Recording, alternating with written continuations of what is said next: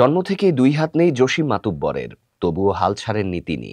পা দিয়ে লিখেই মাধ্যমিক ও উচ্চ মাধ্যমিকের গণ্ডি পেরিয়ে এখন তিনি ফরিদপুর সরকারি রাজেন্দ্র কলেজের ডিগ্রি দ্বিতীয় বর্ষের শিক্ষার্থী। কিন্তু পড়াশোনা সহ দেশের সরকারি বেসরকারি নানা সেবা পেতে যেখানে জাতীয় পরিচয়পত্র এনআইডি জরুরি, এমনকি বাধ্যতামূলক, সেখানেই আটকে যান জসিম। তার সেই ভোগান্তির অবসান হতে চলেছে। ২৬ বছর বয়সী জসিমের পা দিয়ে স্বাক্ষর করার পরই এনআইডি দেওয়ার প্রক্রিয়া শুরু হয়েছে।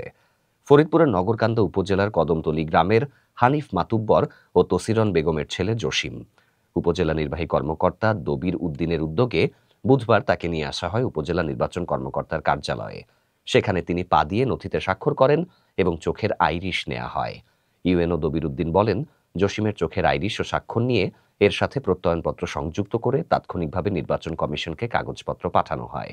তিনি প্রত্যাশা করছেন দ্রুততম সময়ের মধ্যেই জসিম এনআইডি পেয়ে যাবেন।